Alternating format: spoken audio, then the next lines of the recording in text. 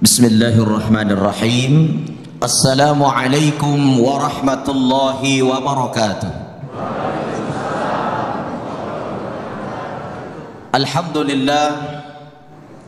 Alhamdulillahilladzi khalaqa kulla syai'in min Adam fa'adam wa khalaqa kulla syai'in min nuril anwar wa khalaqa kulla syai'in min nafsi wahidah. Assalatu wassalamu ala khatamin nabiyyin wal mursalin wa ala alihi wa sahbihi wa man tabi'ahum bi ihsanin ila yaumil ma'ad.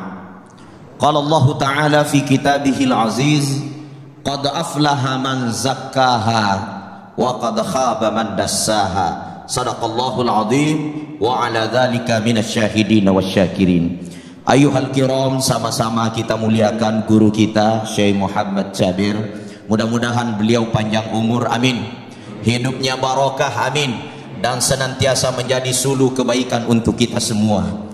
Kita muliakan Ustazah Aini, Masya Allah. Mudah-mudahan Ustazah senantiasa sehat afiat, insya Allah.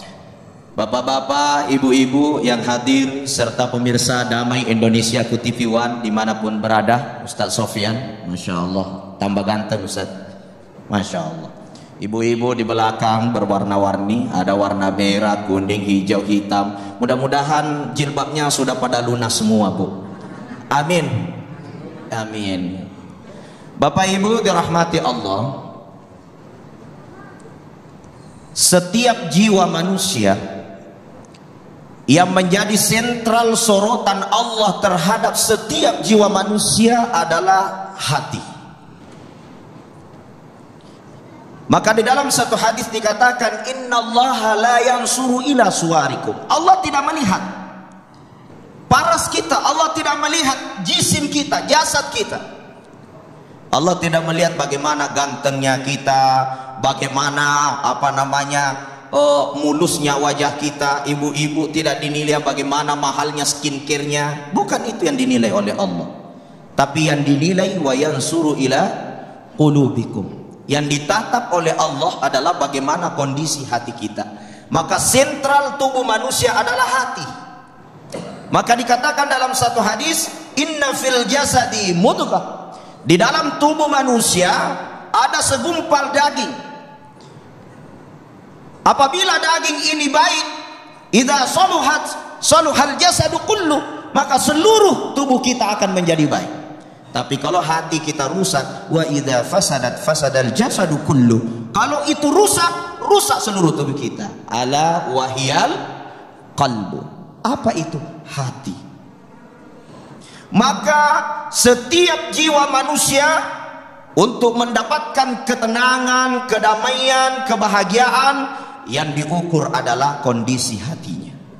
Maka benar apa yang dikatakan oleh Jalaluddin Rumi, ya, bahwa orang yang tidak merasakan surga di dunia, dia tidak akan merasakan surga di akhirat. Bagaimana mungkin kita bisa merasakan surga di akhirat yang kekal abadi, sedangkan surga di dunia yang hanya sementara tidak mampu kita hadirkan?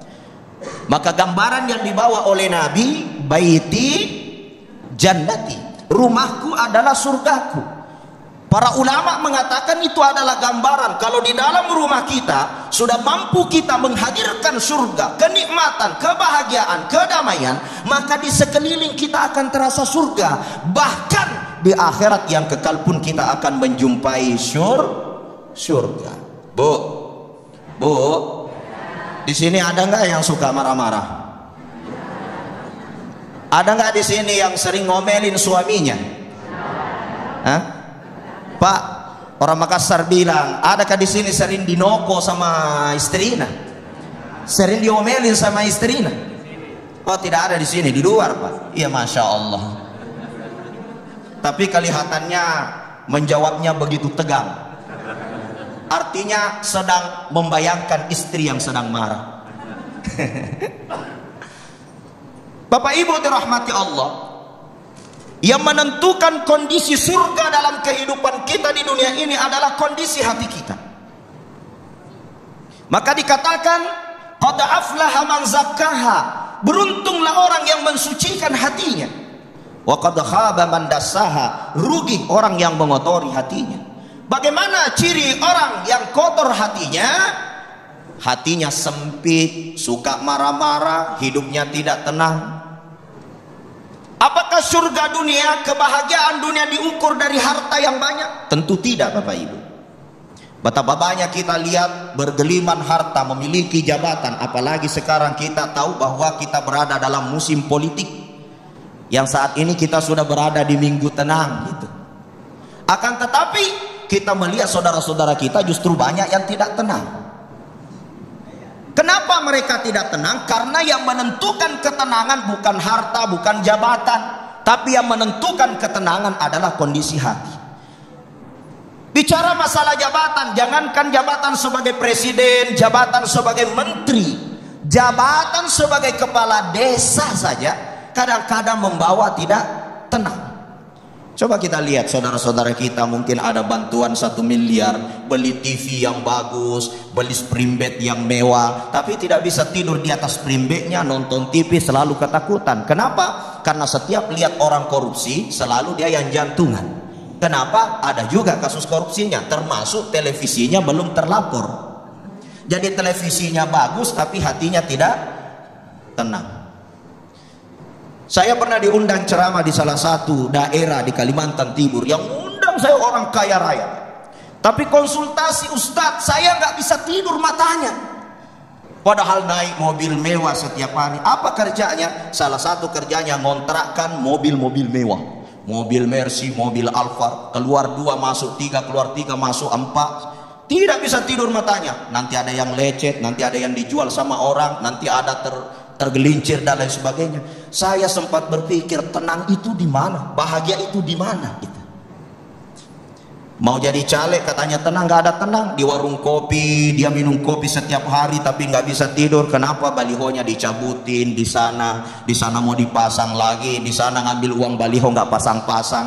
Ketenangannya di mana? Maka sungguh untuk mencapai ketenangan batin, untuk mencapai ketenangan hati, kita ikuti apa yang dikatakan oleh Imam Ghazali rahimahullah. Tidak ada jalan yang lain untuk mencapai ketenangan batin kecuali satu, kita menjadikan segala aktivitas kita itu lillah, karena Allah.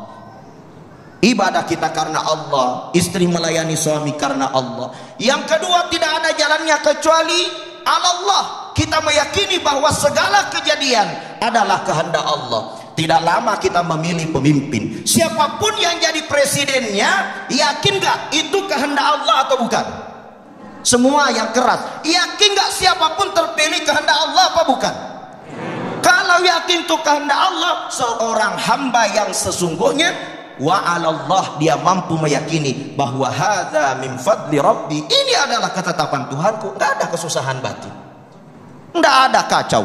Dan yang terakhir adalah ilallah, segala sesuatu pasti akan kembali kepada Allah. Kita ini tidak punya apa-apa.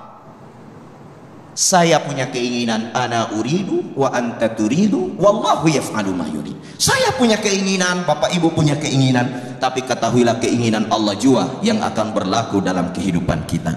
Kalau begini kita menjalani hidup, Allah akan memberikan ketenangan dunia akhirat. Billahi taufik was sa'adah. Assalamualaikum warahmatullahi wabarakatuh.